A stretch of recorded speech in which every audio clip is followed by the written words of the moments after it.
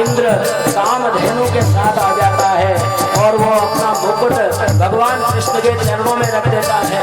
प्रभु आप धन्य है प्रभु आप। और वो कहता है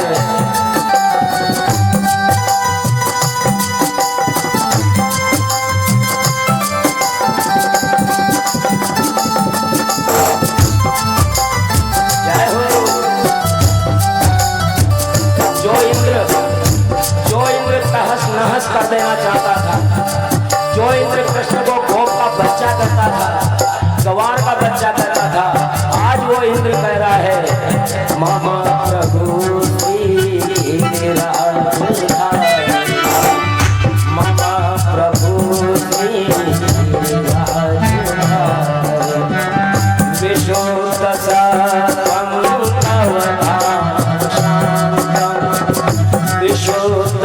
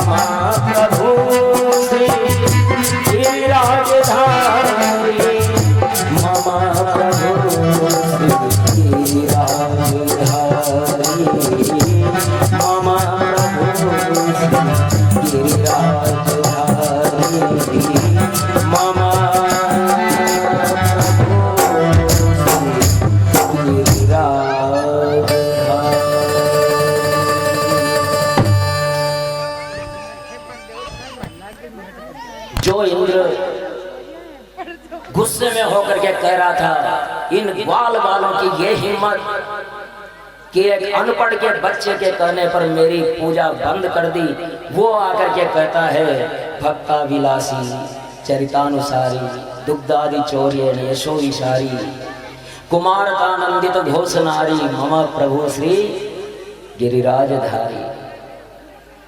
आनंद से चरणों में पड़ गया इंद्र। कामधेनु भगवान श्री कृष्ण का अभिषेक करती है और इस प्रकार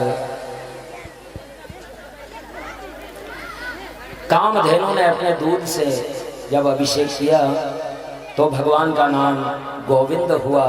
बोलिए गोविंद भगवान की।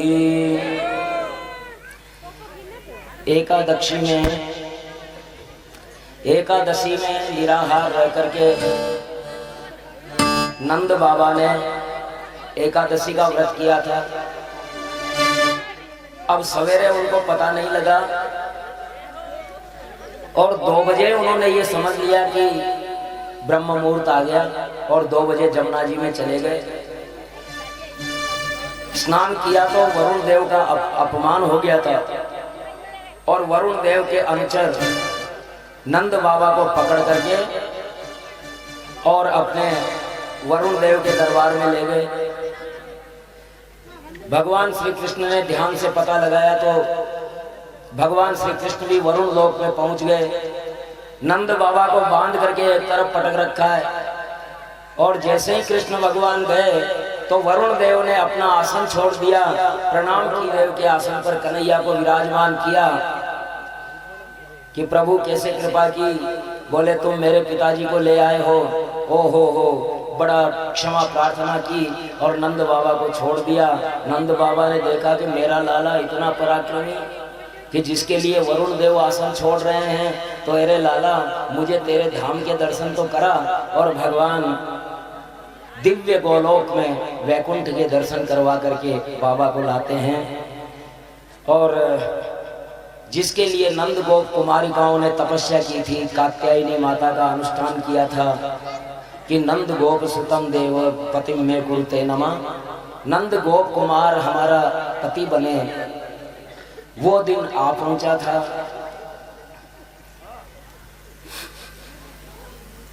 भगवान पिता रात्रि शरदो फुल्ल मल्लिका वीक्षरन्तुं मनश्चक्रे योग माया मुपाश्रित।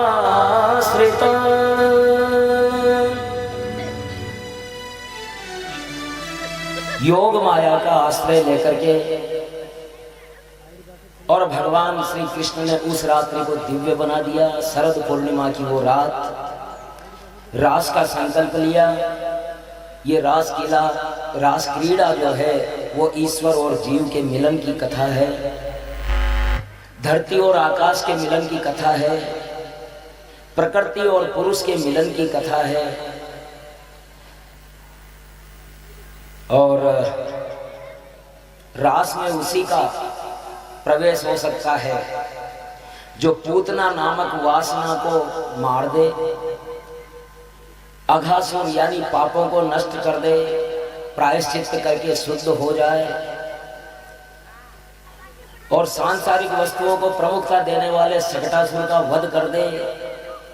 तृणावर्त जो रजोगुण है, रजोगुण का नाश कर दे। तभी कन्हैया उसका नवनीत चुराते हैं, माखन चुराते हैं, यानी उसका मन चुराते हैं। और जब मन कन्हैया चुरा लेते हैं, केवल उसी को रास लीला में प्रवेश मिलता है।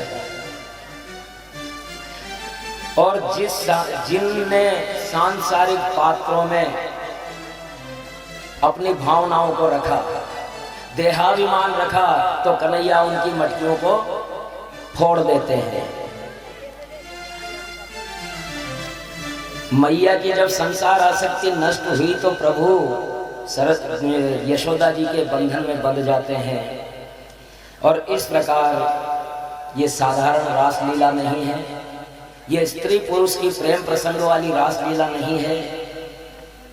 रासलीला को समझने के लिए हमें इसके तत्व को समझना पड़ेगा। गोपिकाएं कोई साधारण स्त्री नहीं है और कृष्ण भी कोई साधारण पुरुष नहीं है। वास्तव में गोपी जीवात्मा है जो परमात्मा के चारों ओर रहती है, लेकिन परमात्मा उनके पास रहते हैं, बिल्कुल पास रहते हैं, लेकिन मोह के द्वारा वो पहचान नहीं पाती।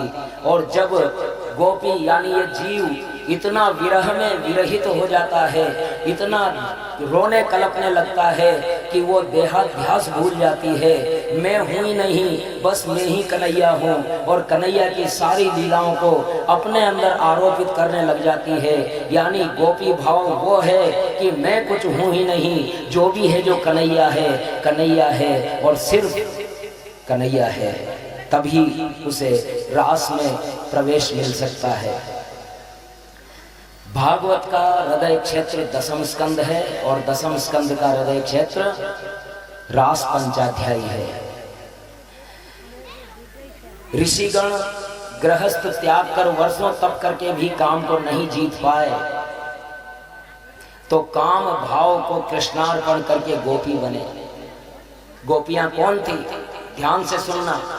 ये बात समझ में नहीं आए तो सांसारिक लोगों के रो में बह जाएंगे आप भी। ये गोपियां थी कौन? वर्षों तक तपस्या करके, वर्षों तक साधना करके भी काम को विजय नहीं कर पाए ऋषिगण, नहीं कर पाए। तो फिर अपने काम को कृष्ण को अर्पित कर दिया। प्रभु आप ही जानो, अपने काम को कृष्ण को अर्पित कर दिया और तब वो गोपी बने। जिसने इन पूर्व लीलाओं का तत्व न समझा वो रास लीला को समझ नहीं सकता, और रास लीला की कथा को सुनने का वो अधिकारी भी नहीं है। अगर इसको केवल स्त्री और पुरुष की लीला समझेंगे तो बहुत बड़ी गलती करेंगे। सुखदेव जी जैसे गीतराज रास क्रीड़ा का वर्णन कर रहे हैं तो निश्चित ही ये सांसारिक लीला नहीं है। सुखदेव जी तो राधा जी से ब्रह्म संबंध करवाया था सुखदेव जी का। और इस प्रकार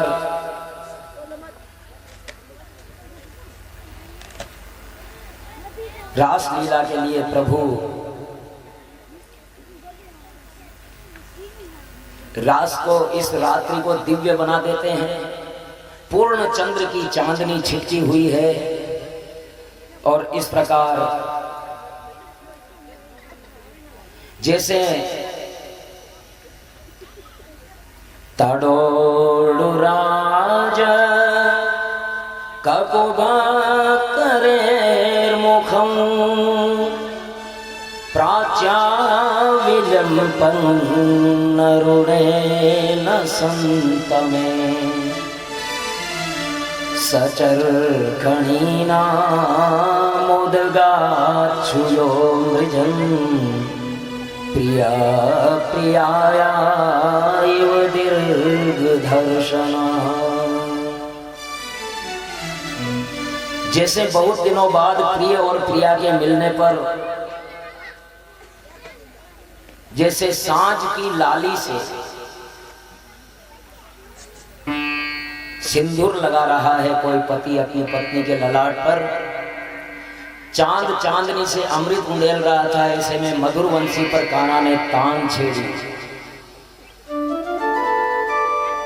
कन्हैया ने मधुर वंशी की तान छेड़ी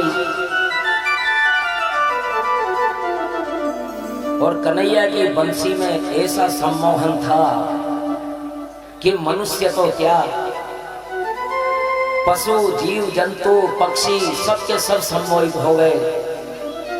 तो फिर गोपियां भी अगर सम्मोहित हो जाती है तो फिर आश्चर्य कैसा।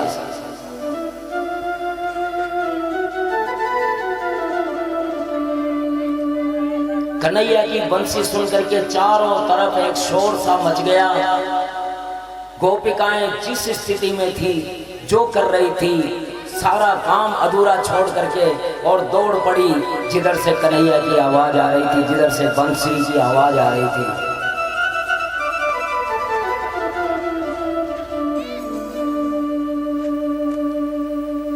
कन्हैया कन्हैया बंसी बजाते हैं यमुना के तीर। कन्हैया बंसी बजाते हैं यमुना के तीर। कन्हैया बंसी बजाते हैं यमुना के तीर। चलो सखी के कान बुलाते हैं यमुना के तीर। चलो सखी के कान बुलाते यमुना के तीर।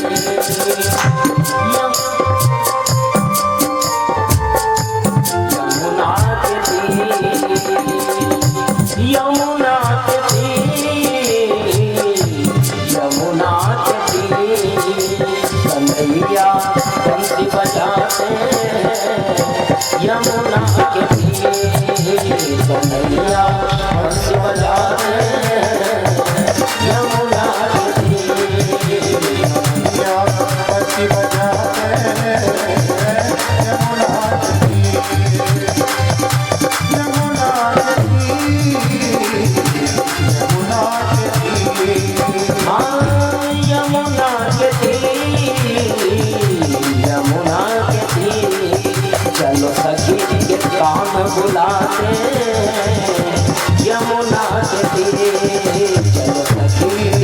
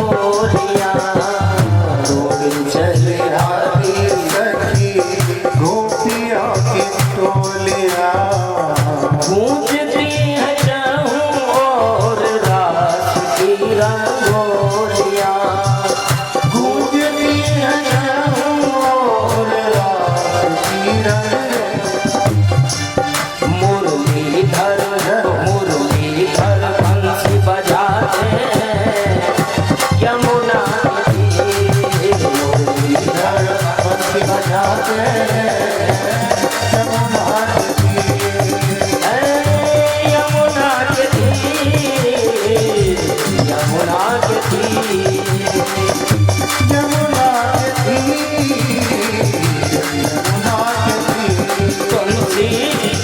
बंसी ओ बंसी चोर की बजाई रे नंद लाला बंसी चोर की बजाई रे। जय हो नंद लाला रे गोपाल लाला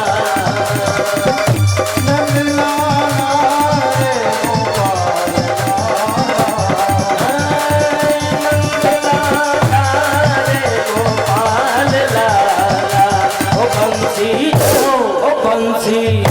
ओ बंसी चोर की बजाई रे नंद लाला बंसी की बजाई। बंसी के बजैया बजाई रे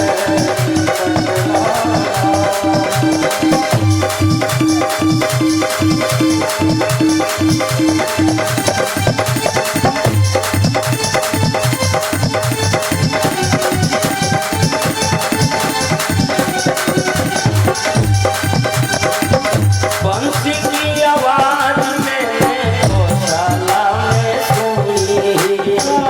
बंसी की आवाज में गौशाला में सुनी थी। बंसी की आवाज में गौशाला में सुनी। बंसी की आवाज में गौशाला में सुनी थी। और दुधिया दोहती छोड़ाई रे नंद लाला। दुधिया दोहती छोड़ाई रे नंद लाला। नंद लाला रे गोपाल लाला नंद लाला रे गोपाल लाला। बंसी हे बंसी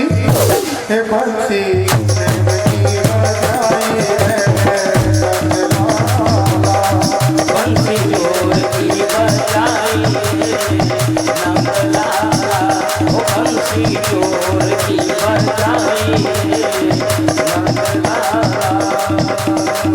बंसी की आवाज में बाबा ने सुनी थी। बंसी की आवाज में बाबा ने सुनी थी।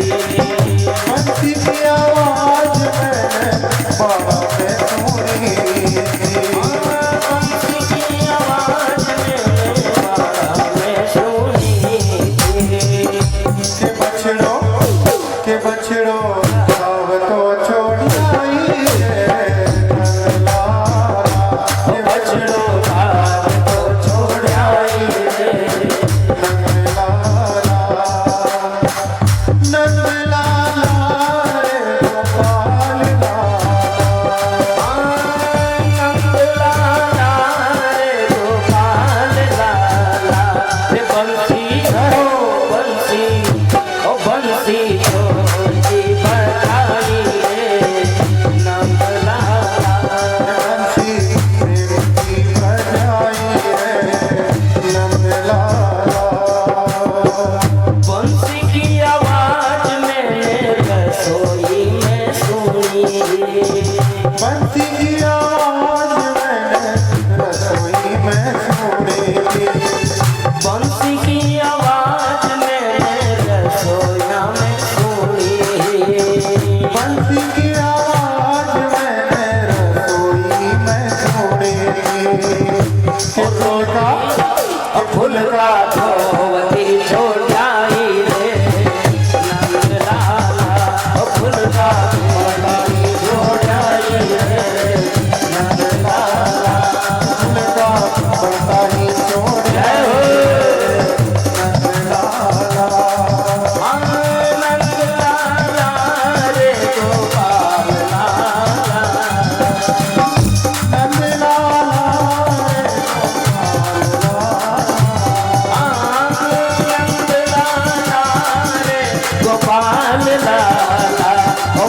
बंसी ओ बंसी ओ बंसी और की बजाई रे नंदलाला ओ बंसी और की बजाई रे नंदलाला। बंसी की आवाज में तो बनगढ़ पे सुनी, बंसी की आवाज में तो बनगढ़ पे सुनी, बंसी की आवाज में तो बनगढ़ पे सुनी, बंसी की आवाज में तो बनगढ़ पे सुनी। के गड़ियो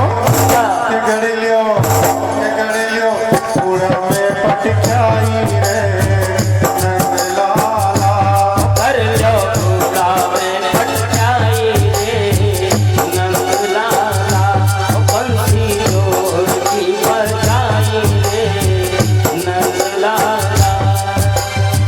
बंसी की आवाज में तो बंसी की आवाज में तो बाबा में सुनी, बंसी की आवाज में तो बाबा में सुनी, बंसी की आवाज में तो बाबा में सुनी, बंसी की आवाज में तो बाबा में सुनी। के फुलड़ा बाग में छोड़ आई रे नंदलाला, फुलड़ा बाग में खो जाई रे नंदलाला, नंदलाला रे गोपाला, नंदलाला रे गोपाल लाला, बंसी जोर की बजाई रे नंदलाला, बंसी जोर की बजाई रे नंदलाला, बंसी जोर की बजाई रे नंदलाला।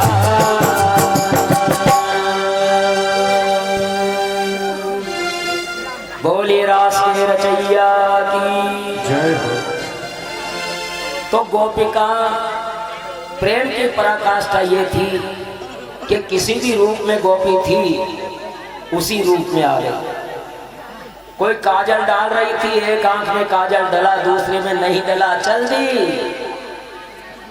कपड़े पहन रही थी, ऊपर पहनने के कपड़े नीचे पहन लिए, नीचे पहनने के कपड़े ऊपर पहन लिए, चल दी। बच्चों को दूध पिला रही थी, कुछ ध्यान नहीं, चल दी। जिस स्थिति में थी उसी स्थिति में चल दी गोपिकाएं। और कदम्ब के वृक्ष के नीचे यमुना के तट पर जहां कन्हैया बंसी बजा रहे थे, पूर्ण चंद की चांदनी से नहाया हुआ था, दूध की रोशनी में नहाया हुआ था पूरा यमुना, और वहां आकर के खड़ी रह गई। इतनी रात को गोपिकाओं को आया हुआ देख करके और भगवान कहते हैं स्वागतम वो महाभागा प्रियं किं करवाणि वा व्रजस्यानामयं कश्चित् ब्रूतागमन कारणम्। हे महाभाग्यशाली गोपिकाओं, आपके लिए क्या प्रिय करूं मैं? इतनी रात को यहाँ क्यों आ गई? शरीफ घर की लड़कियां, अबलाएं, महिलाएं रात को, इतनी रात को इस जंगल में नहीं आती, तुम क्यों आ गई? जो भी हो, लेकिन भगवान श्री कृष्ण जिनको महाभाग कह रहे हैं, इसका मतलब वो कोई साधारण तो नहीं थी। गाड़ी बंगला होने से कोई महाभाग्यशाली नहीं होता है। गाड़ी बंगलाओं के पीछे का कुरूप चेहरा तो कहीं जगह देखा जा सकता है। दिखने में बहुत बड़े बड़े बंगले हैं, लेकिन उन बड़े बड़े बंगलों में केवल 2 आदमी रहते हैं, वो भी आपस में लड़ते रहते हैं। वो भाग्यशाली नहीं हो सकते। भाग्यशाली तो केवल वही हो सकते हैं जिनके मस्तक पर भगवान श्री कृष्ण का हाथ हो। तो ये गोपिकाएं अवश्य ही महाभाग्यशाली थी। भगवान बोले इस प्रकार रात्रि में दौड़ दौड़ कर क्यों आ गए? तुम्हारे माता पिता पति संतान प्रतीक्षा करते होंगे, तुम्हारा सुख वही है घर पे। मैं तो केवल आनंद दे सकता हूँ। पति की सेवा पत्नी का धर्म है। अनन्य भाव से परिवार का काम करते, प्रभु चिंतन करते, बिना मंदिर गए नारी की मुक्ति हो जाती है, क्योंकि पिता पति पुत्र पुत्री आदि समस्त परिवारजनों में ईश्वर का अंश ही देखती है स्त्री। इसलिए तुम घर जाओ। सुखदेव जी कहते हैं कि हे परीक्षित, भगवान श्री कृष्ण का ये अप्रिय भाषण सुनकर के गोपियां उदास हो गई, खिन्न हो गई, निराश हो गई। गोपिकाएं मन में सर्वस्व त्याग करके प्रभु के पास आई थी। शारीरिक की अपेक्षा मानसिक त्याग श्रेष्ठ है। व्रत अव्रत प्रयाग, इस प्रकार गोपिकाएं बोली कि प्रभु, पति के पास तो वो स्त्री जाए जिसके मन में विकार हो। आपने हमें पति की सेवा की आज्ञा दी है ना, तो हमारे एक प्रश्न का उत्तर दीजिए। बोले क्या? ध्यान से सुनना। मैंने एक प्रश्न पूछा और कन्हैया से उसका जवाब नहीं लगा। गोपिकाएं पूछती है कि प्रभु, एक साध्वी पत्नी थी जो हमेशा पति को पहले पूजा करती थी, उनको भोजन करवाती थी, उसके बाद खुद भोजन करती थी। एक बार खाने कमाने के लिए उसका पति परदेश चला गया, तो पति के चित्र को सामने रखती, उसको भोग लगाती और स्वयं भोजन कर लेती। ये क्रम लगातार चलता रह रहा था। कुछ दिनों बाद उसने फोटो को भोग लगाया, पति की फोटो को, और स्वयं खाना खाने ही वाली थी कि इतने में दरवाजे पे दस्तक हुई और उसके पति की आवाज आई। उसके पति की आवाज आई। तो अब ये बताइए कि उसको क्या करना चाहिए? भोग तो फोटो को लगा दिया, रोजाना भोजन कर ही रही है, लेकिन दरवाजे पे खास पति आ गया तो वो फोटो के भोग को भोग मान ले, या फिर दरवाजे को खोल करके पति को अंदर लेकर के उनकी पूजा करके साक्षात उनको भोजन करवा के फिर भोजन करे। भगवान ने कहा कि ये तो सोचने वाली बात है कि जब साक्षात पति आ गया तो फोटो का क्या मतलब है। तो गोपिकाओं ने कहा कि बस भगवान, हमें हमारे प्रश्न का उत्तर मिल गया। बोले क्या मिल गया इसमें?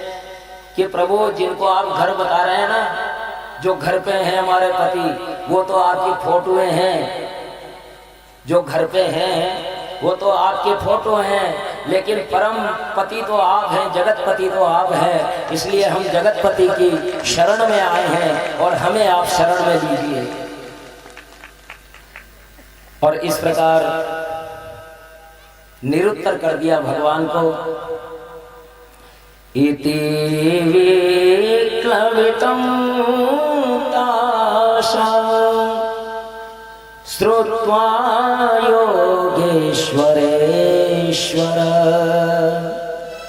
प्रहस्य सदयं गोपी रात्मा रामोऽप्यरीमत।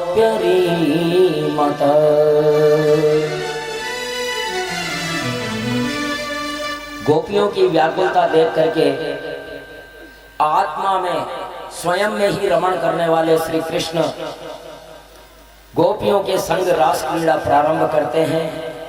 प्रभु ने जितनी गोपियां थी उतने कृष्ण बना दिए। हर गोपी को यही लग रहा था कि कृष्ण मेरे साथ है, बाकी की के साथ नहीं है, और बाकी के साथ नहीं है, मेरे साथ है, इसका मतलब मैं सबसे, अब मैं सबसे ज्यादा श्रेष्ठ हूँ क्योंकि कृष्ण ने मुझे ही चुना है। मैं सबसे श्रेष्ठ, मैं सबसे श्रेष्ठ। प्रत्येक गोपी के मन में ये बात आ गई कि अन्य गोपियों से मैं श्रेष्ठ हूँ। और जब मैं श्रेष्ठ हूँ, घमंड जहाँ आ गया तो घमंड और कन्हैया एक साथ रह ही नहीं सकते। तो मद मस्त गोपिकाएं मुरली की तान से, मद मस्त गोपिकाएं मुरली की तान से, यमुना के तीर ने जोड़ भगवान से, यमुना के तीर ने जोड़ भगवान से, व्याकुल है गोपिकाएं कान को न पाए, व्याकुल है गोपिकाएं कान को न पाए, कहाँ गए प्यारे वेणु वादन सुनाए, कहाँ गए प्यारे वेणु वादन सुनाए, कहाँ गए प्यारे वेणु वादन सुनाए, कहाँ गए प्यारे वेणु वादन सुनाए। छलिया छल के, छलिया छल के छिप जाते हैं यमुना के तीर, छलिया छल के छिप जाते हैं यमुना के तीर, छलिया छल के छिप जाते हैं, छलिया छल के छिप जाते हैं यमुना के तीर, है यमुना के तीर, यमुना के तीर, यमुना के तीर, यमुना के तीर, या बंसी बजाते हैं यमुना के तीर।